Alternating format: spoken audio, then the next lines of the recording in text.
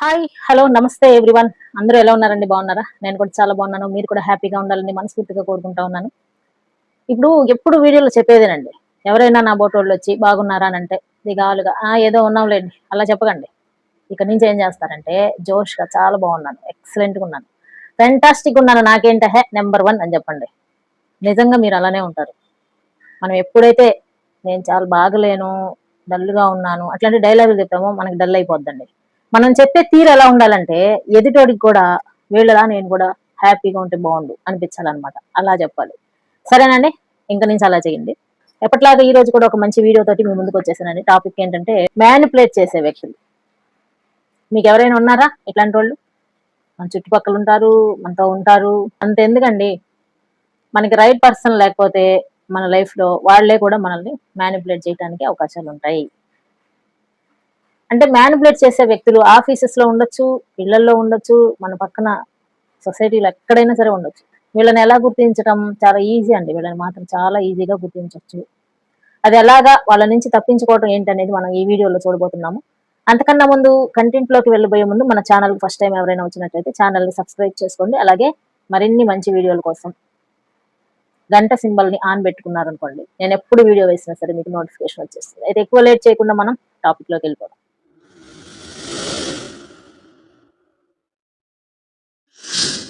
Manipulated people చాలా చాలా చాలా చాలా డేంజరస్ అండి. మీ లైఫ్ లో ఉంటే మాత్రం కొంచెం హుషారుగా ఉండండి. వాళ్ళ దగ్గర నుంచి మనల్ని చాలా తక్కువ భావంతో చూస్తూ ఉంటారు వాళ్ళు. ఎలా చూస్తారంటే తక్కువ భావంతో. మనం ఎంత గొప్ప అచీవ్మెంట్ సాధించినా సరే ఏమాత్రం ఒప్పుకోరు, బ్లేమ్ చేస్తూ ఉంటారు.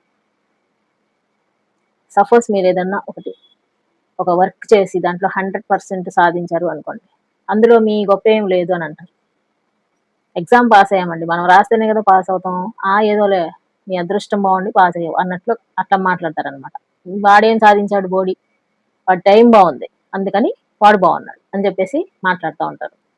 వీళ్ళకి మంచి చెడులు తెలియవా అంటే తెలుసండి. వీళ్ళకి చిన్నప్పటి నుంచి కూడా ఎదుటి వ్యక్తులను మ్యానిపులేట్ చేసి వీళ్ళు ఎస్కేప్ అయిపోవటం అలవాటైపోయింది కాబట్టి అట్లానే బిహేవ్ చేస్తూ ఉంటారు. ఇలాంటి వాళ్ళు మన లైఫ్ పార్ట్నర్ గా వస్తే ఎలా ఉంటుంది ఒక్కసారి ఊహించండి. అసలు ఇంకేమైనా ఉందా? ఏంటి అసలు ఈ బతుకు అనిపిస్తుంది. అట్లా ఉంటది అనమాట ఇలాంటి వాళ్ళు కనుక లైఫ్ పార్ట్నర్ గా ఉంటారు. అలాంటి వాళ్ళు లైఫ్ పార్ట్నర్ గా ఉంటారండి, ఖచ్చితంగా ఉంటారు. నేను చూసాను. ఇద్దరు భార్యాభర్తలు ఉంటారండి, అందులో అమ్మాయికి మంచి స్కిల్స్ ఉన్నాయి, టాలెంట్స్ ఉంది, ఏదైనా సరే సాధించగలదు, ఏదైనా సరే. అంత ధైర్యవంతురాలు అనమాట ఆ భార్యాభర్తల్లో. భర్త కన్నా కూడా ఎక్కువ మంచి లక్షణాలు కలిగి ఉంది. అతనికి కొంచెం ఎడ్యుకేటెడ్ పరంగా చూసుకుంటే క్వాలిఫికేషన్ తక్కువే. అమ్మాయికి ఉన్నంత తెలివితేటలు అతనికి లేవన్నమాట. అతను అమ్మాయి టాలెంట్ ఒప్పుకోడు, మ్యానిపులేట్ చేస్తూ ఉంటాడు. నీకేం లేదు, ఏదో జనాలు నిన్ను నెట్టుకొస్తున్నారు కానీ నీకు అంత సీన్ లేదు అని చెప్పి ఎప్పటికప్పుడు బ్రెయిన్ వాష్ చేస్తూ ఉంటారు. సొంత భర్త ఎలా చేస్తారా? చేస్తారండి. సొంత భర్త ఏంటి, కడుపును పుట్టిన బిడ్డ ఏంటి, ఈ రోజుల్లో అంతా ఒకటే. మ్యానిపులేట్ చేసే మైండ్ ఉండాలే కానీ వీడు వాడు నువ్వు నేను ఆఖరికి భగవంతుడిని కూడా మ్యానిపులేట్ చేస్తారు. ఇక చూసుకోండి మనం ఎంత.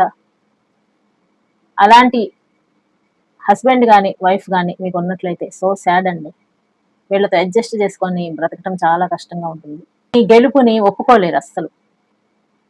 మిమ్మల్ని ఎంకరేజ్ చెయ్యరు.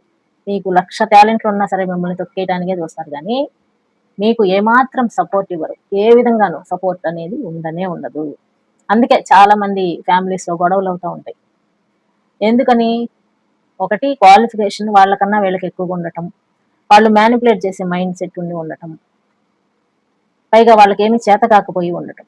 ఒకరికి చేత కాకుండా ఉండి ఇంకొకరు సమర్థవంతంగా అన్ని పనులు చేస్తూ ఉంటే పోనీ లేదా మన భార్య లేదా మన భర్త చాలా టాలెంటెడ్ గా ఉన్నారు, ఇంతకన్నా మనకేం కావాలి అని అనుకోవాలి. అలా అనుకోకుండా అంటే మన కొమ్మను మనమే నరికేసుకోవటం అనమాట దీన్ని అంటారు. భర్త మీద భార్య మీద మనం ఎప్పుడైతే అసూయ పడతా ఉంటామో అది మన ఎదుగుదలని మనమే ఆపేసుకున్నట్టు. వాళ్ళకి ఏమైనా స్కిల్స్ లేకపోతే కూడా మనం చెప్పి ఇంకా వాళ్ళని పైకి ఎదిగేలా చేయాలి, సపోర్ట్ ఇవ్వాలి.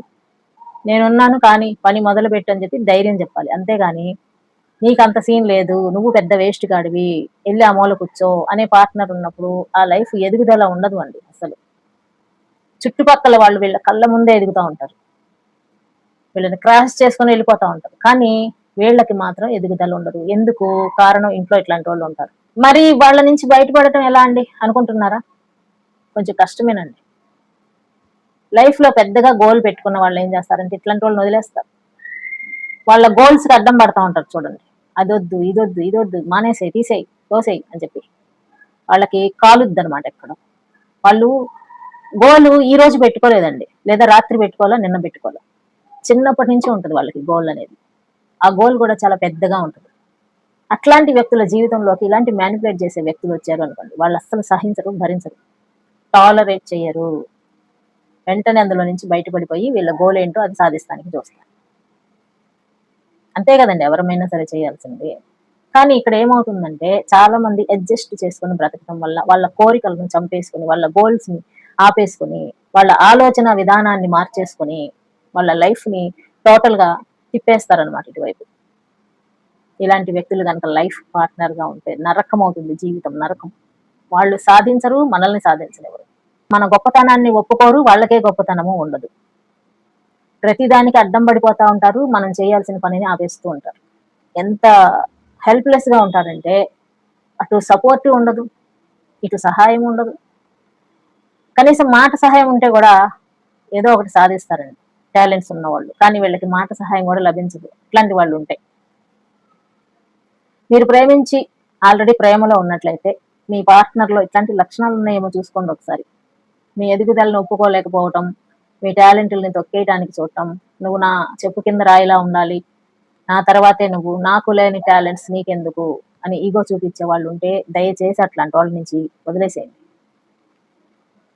ఇక్కడ ప్రతి ఒక్కరిని విడిపోండి అని చెప్పడం మన ఉద్దేశం కాదు. అందరూ మంచి వాళ్ళే దొరకరు, అది కూడా కరెక్టే. కానీ ఎవరైతే నిజమైన గోల్ పెట్టుకొని దానికోసం పోరాడుతున్నారో అట్లాంటి వాళ్ళకి ఇట్లాంటి అడ్డంకులు ఉండకూడదు. మహానుభావులు అందుకని అనుకుంటానండి, చాలా మంది సాధించిన వాళ్ళు ఎవరికి కూడా పెళ్లిళ్ళు అయ్యి ఉండవు. బ్యాచిలర్స్ గానీ అలానే ఉండిపోయి ఉంటారు లైఫ్ లాంగ్. ఒకవేళ వాళ్ళకి కనుక ఒకసారి ఊహించండి, వాళ్ళకి పెళ్లి అయ్యి లైఫ్ పార్ట్నర్ వచ్చి, లైఫ్ పార్ట్నర్ ఈగోయిస్ట్ గా ఉండి నేను చెప్పినట్టుగా మ్యానిపులేట్ చేసే వ్యక్తి కనుక వచ్చినట్లయితే వాళ్ళు ఏదైనా సాధించగలరా? శూన్యం, ఏది ఉండేది కాదు. ఒకవేళ అందుకనే అనుకుంటా గొప్ప గొప్ప వాళ్ళందరూ పెళ్లిళ్ళే చేసుకోకుండా అలా ఉండిపోయారు. బహుశా అందుకేని అనుకుంటా, నాకు డౌట్ వస్తూ ఉంటది అనమాట. వాళ్ళు ఎలాంటి వాళ్ళు వస్తారో తెలియదు, వస్తే మాత్రం దెబ్బైపోతాం కాబట్టి, ఏది సాధించలేం కాబట్టి, మైండ్ ఖరాబ్ అయిపోద్ది కాబట్టి. మంచోళ్ళు వస్తే ప్రాబ్లం లేదు. ఇప్పుడు ఇది ఎందుకు చెప్తున్నామయ్యా అంటే, మీరు ఆల్రెడీ ఇట్లాంటి వ్యక్తులతో బాధపడతా ఉన్నారనుకోండి, వాళ్ళని వదిలేసే ఛాన్స్ లేదు, ఖచ్చితంగా వాళ్ళతో ఉండాల్సిందే అని అనుకున్నప్పుడు ఏం చేయాలి అని అంటే, మీరు ఏదైనా స్టెప్ వేయబోతున్నారు అనుకోండి, అది వాళ్ళకి చెప్పాల్సిన అవసరం లేదు. చెప్పకుండా మీకంటూ ఒక ప్రపంచాన్ని సృష్టించుకోవచ్చు. మీరు అందులో హాయిగా బ్రతకొచ్చు, ఇండివిడ్యువల్ గా ఉండొచ్చు. ఒకే ఇంట్లో ఉంటా కూడా ప్రతిదీ తీసుకెళ్లి వాళ్ళతో చెప్పినప్పుడు మనకి నిరాశ, నిస్పృహ, డిసప్పాయింట్మెంట్ ఇట్లాంటివి మాత్రమే కనిపిస్తూ ఉంటాయి. వాళ్ళు మాత్రం లైఫ్ ని బాగా ఎంజాయ్ చేస్తూ ఉంటారు, ఫ్రెండ్స్ తో తిరుగుతారు, అటు వెళ్తారు, ఇటు వెళ్తారు. మీకు మాత్రం స్వేచ్ఛ లేకుండా చేస్తారు. టాక్సిక్ లక్షణాలు కూడా ఉంటాయి మ్యానిపులేటెడ్ పీపుల్స్ లో, గమనించినట్టయితే. వెరీ వెరీ డేంజరస్ అండి, వెరీ వెరీ డేంజరస్.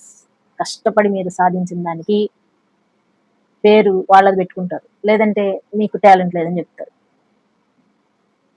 ఆల్రెడీ పెళ్ళైన వాళ్ళు, విడిపోలేని వాళ్ళు ఏం చేయలేం కాబట్టి ఇప్పుడిప్పుడే ప్రేమలో పడిన వాళ్ళు మీ పార్ట్నర్ లో ఇట్లాంటి లక్షణాలు ఉన్నాయేమో చూసుకోండి. ఎట్లాంటి లక్షణాలు? మీరు ఏదైనా సాధిస్తే అందులో ఏమీ లేదని చెప్పటం, మీరు ఏదైనా గోల్ పెట్టుకుంటే ఆపేసి అదంతా వేస్ట్ అని చెప్పటం, మీలో ఎన్ని టాలెంట్స్ ఉన్నా సరే నువ్వు వేస్ట్ గాడివి, ఎందుకు పనికిరావు, ఇటువంటివి ఏమీ పెట్టుకోకు, నేను చెప్పింది చెయ్యి అని చెప్పటం. ఇట్లా మనల్ని ఎప్పుడైతే కంట్రోల్ చేస్తూ ఉంటారో అట్లాంటి వ్యక్తులతో మనకి లైఫ్ లో సంతోషం అనేది ఉండనే ఉండదండి, ఉండనే ఉండదు. అడ్జస్ట్మెంట్ చేసుకొని చివరికి మనల్ని మనం కోల్పోయి, మన ఆలోచన విధానాన్ని కోల్పోయి, మన ఉనికిని మనం కోల్పోయి వాళ్ళ కోసమే బ్రతకాల్సి వస్తుంది. టేక్ కేర్, జాగ్రత్త. ఇట్లాంటి వాళ్ళు కనుక ఉంటే ఇప్పుడిప్పుడే మీకు పరిచయం అయ్యి ప్రేమలో ఉండి ఏదో ఒకటి, అట్లాంటి వాళ్ళకి దూరంగా ఉండండి. సెంటిమెంట్స్ పెంచుకోకండి, అర్థమైందండి? సెంటిమెంట్ లో ముంచి ఆయింట్మెంట్ రాస్తారు ఇట్లాంటి వాళ్ళు. వన్స్ మీరు దానికి బానిస అయిపోయారో మీ మనసుని గాయపరుస్తారు, గాయానికి వాళ్లే మందేస్తారు, మళ్ళీ గాయం తగ్గిందాకా వెయిట్ చేస్తారు, మళ్ళీ పని కట్టుకొని ఆ గాయాన్ని వాళ్లే రేపెడతారు. ఇట్లాంటి వాళ్ళే మ్యానిపులేట్ చేస్తూ ఉంటారు, టాక్సిక్ లక్షణాలు ఉంటాయి. చాలా మంది టాక్సిక్ అని తెలిసి కూడా వాళ్ళతో ఎందుకు కలిసి ఉంటారు అని అంటే, చాలా గొడవలు జరుగుతూ ఉంటాయి, చాలా పంచాయతీలు జరుగుతూ ఉంటాయి, అయినా సరే వాళ్ళని వదిలిపెట్టలేకపోతూ ఉంటారు. ఎందుకో తెలుసా అండి? ప్రేమ అనే మందుని వాళ్ళు మీకు ఇస్తూ ఉంటారు, ఎప్పటికప్పుడు అలవాటు చేస్తారనమాట. ఈ బ్రాందీనో విస్కీనో అలవాటు చేస్తారు, అట్లాగా అలవాటు చేస్తారు. ప్రేమ అనే ఒక పదార్థాన్ని మీ మనసుకి అలవాటు చేసి దానికి బానిసలయ్యేలాగా చేసి ఆ తర్వాత మీ మీద పెత్తనం చేస్తారు. వాళ్ళ నుంచి ఎన్ని కష్టాలైనా భరిస్తారు, ఎంత కష్టమైనా సరే మీరు అనుభవిస్తారు, టాలరేట్ చేస్తారు. బట్ వాళ్ళ నుంచి ప్రేమ రాకపోతే మీరు సహించలేరు. అది ఆ వీక్ పాయింట్ వాళ్ళు పట్టుకుంటారు. వీడిని ఎంత హింసించినా సరే, ఈమెని ఎంత టార్చర్ పెట్టినా సరే, నేను ప్రేమ అనే ఒక మందుని చూపించానో కుక్కలాగా తోకాడించుకుంటున్నా వెనకాల వస్తారు అని వాళ్ళకి తెలుసు. కాబట్టే మిమ్మల్ని వెళ్ళనివ్వరు. మీరే వెళ్తామనుకున్నా సరే వెళ్ళలేరు. ప్రేమని అంత బాగా చూపిస్తారు, అంత బాగా నటిస్తారు, మీకోసమే బ్రతుకుతున్నట్టుగా చెప్తారు.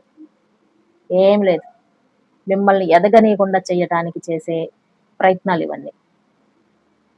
నిజమైన ప్రేమ మనల్ని ఎదగనిస్తుంది, మనకి సపోర్ట్ చేస్తుంది, మనకి అండగా నిలబడుతుంది, మన కష్టంలో తోడుంటుంది, మనల్ని మ్యానిపులేట్ చెయ్యదు, మన గోల్స్ తన గోల్స్ గా మార్చుకుంటుంది.